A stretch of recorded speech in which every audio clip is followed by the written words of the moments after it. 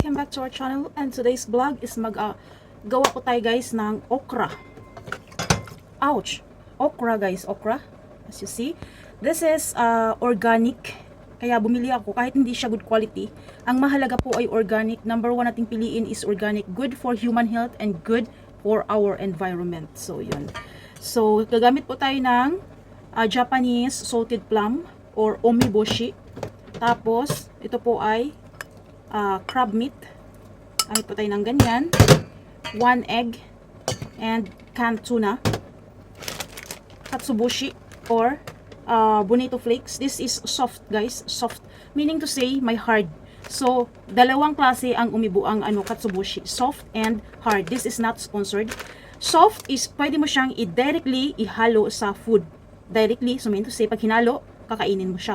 Unlike the hard one is, pakukuluan mo siya, yung kanyang extract or sabaw ang iyong gagamitin. Then yung pinaka katsuboshi or yung pinaka flakes, itatapon yun. Yun po yung hard guys. So, be careful sa hindi masyadong alam or walang idea kung paano gamitin ang katsuboshi. Soft is para sa panghalo sa pagkain and the hard one is pakuluan mo.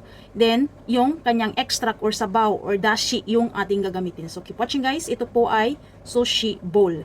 Okra sushi bowl. And keep watching until end. And this is no meat na ating gagamitin dito. Wala po tayong gagamitin dito na meat like chicken and beef, pork. Wala. Fish meat lang. Fish meat. Then, ito naman ay instant lang. So, hindi po siya talaga real. So, yun, ating gagawin healthy and delicious rice bowl. Keep watching guys until end sa ating vlog. And I hope you like, comment, and subscribe our channel. First is, naluto na ang aking, tawag doon, ang aking kanin, naluto na siya. Then, first is steam the okra. Steam po natin siya. Hindi po siya nilaga. O pwede mo siyang ilaga, pero better na steam para hindi matanggal yung kanyang nutrients. Then, hanggat maaari is half cook lang. Basta, ang importante is, hindi siya hilaw, basta tama lang yung pagkaluto niya. Kasi pag overcook, hindi rin siya maganda at nasisira yung kanyang nutrients. So, steam natin siya, then keep watching. Guys, habang naghihintay tayo na naka-steam siya, i-prepare po natin yung ating mga ingredients. Ito po ay crab meat. Instant po siya guys. Kasing lasa. Same taste like a crab meat, but that's not real. This is only instant. So, yun. Atin lang siyang hiwa-hiwalayin dahil siya po ay buo. Something like that. Then, ating i-cut ang ating salted Japanese plum. Napakasarap po guys. Para siyang magician. Kahit saan siya ihalo, kahit sa meat mo siya ihalo, ay masarap siya. Madalas kami mag-explore ng aking dalaga ng mga pagkain. Explore kami ng lasa. At hindi nawawala sa aming ref ang for the whole year. Hindi nawawala yan.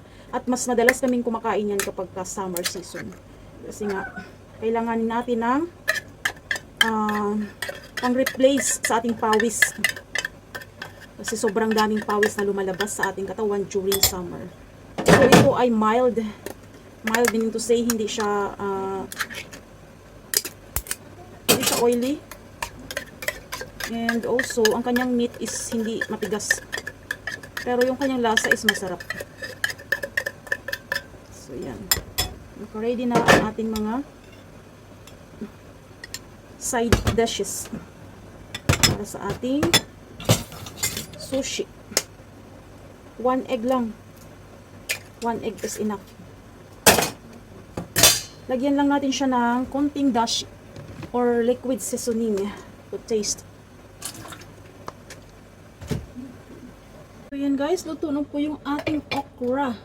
The okra is already cooked. Then let's cook next the egg.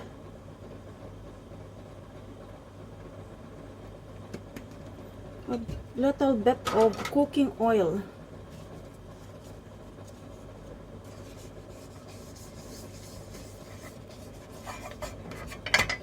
Always eat healthy guys para humawa ang buhay natin. For longevity.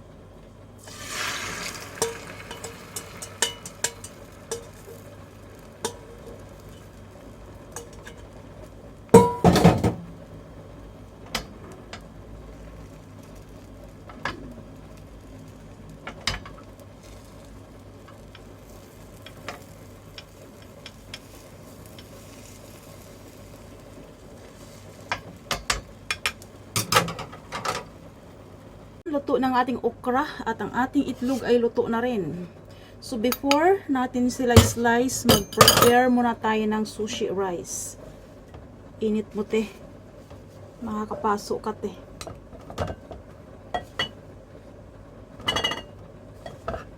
Dito sa Japan, uso ang ano guys, mga ready to eat sa supermarket.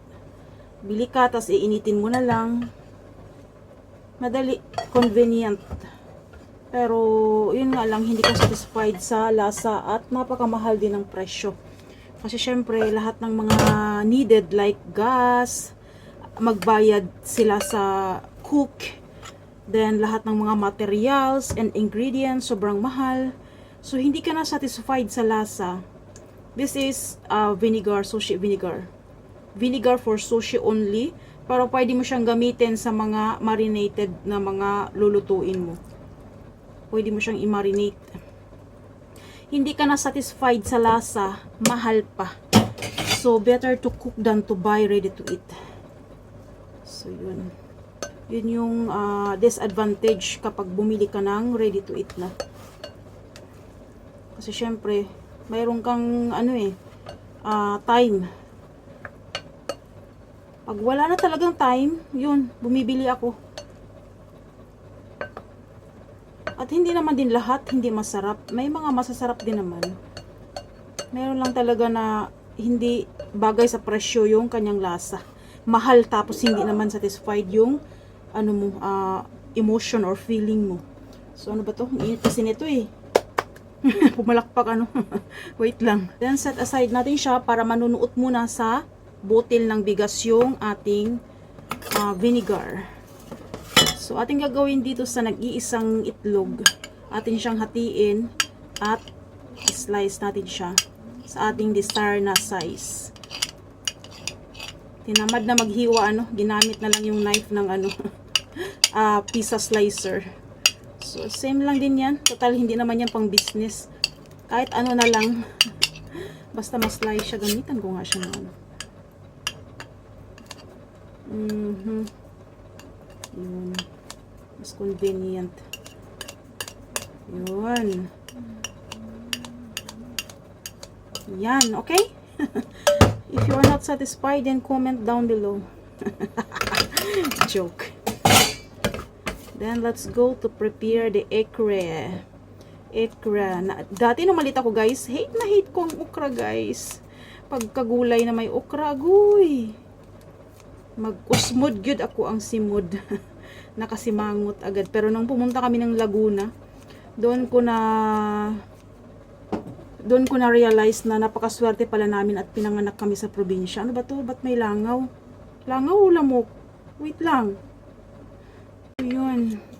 Nung pumunta kami ng Laguna at doon na kami nagtrabaho, bibili kami sa palengke. Hindi fresh ang mga gulay at ang mahal. So sabi namin, pag uwi natin ng probinsya, maggulay tayo ng marami. Doon namin simulan na, doon ako lang siguro, ewan ko lang sa mga kapatid ko. Doon ko umpisang na-appreciate ang kahalagahan na ipinanganak ka sa probinsya.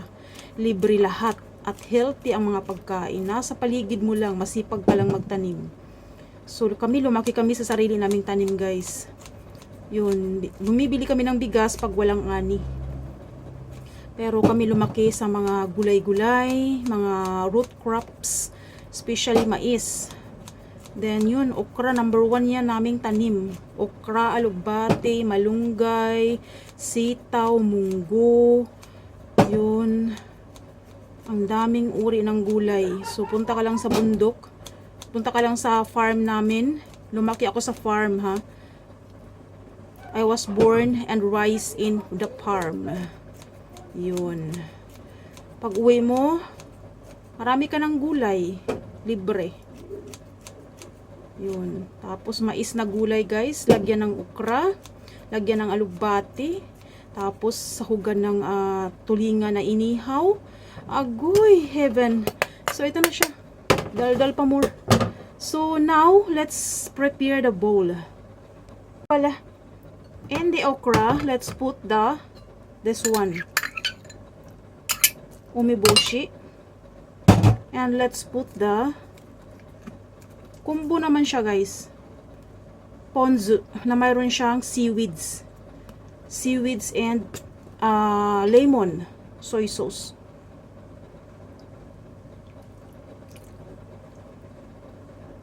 Ano siya, pang mix din siya directly sa pagkain. Yun. This is absolutely delicious. As you see. If you are healthy lifestyle living, mag-mouth watering ka nito.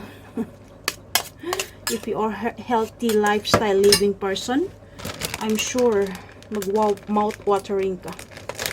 Then, ang bango. Inamoy muna. Ito po ay katsuboshi na soft. Soft style or soft, not hard. The hard one is need to boil. Then, yung kanyang extract ang gagamitin sa sabaw. Like ramen, udong, and anything under the sun na recipe na mayroong sabaw. Pero this one is directly to put soft siya guys. Hindi siya mahirap kainin.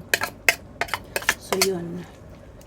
Yun na yun. Ito yung pinaka-main natin dito na itapping sa ating okra rice ball. So yun, favorite naming dalawa ng aking dalaga. Then let's prepare the rice. Ayan guys, nanunuot na yung ating sushi vinegar sa ating rice.